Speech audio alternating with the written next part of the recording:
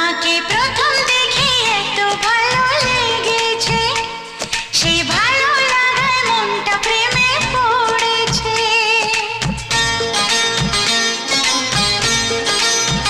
তোমাকে প্রথম দেখেই এত ভালো লেগেছে, সেই ভালো লাগা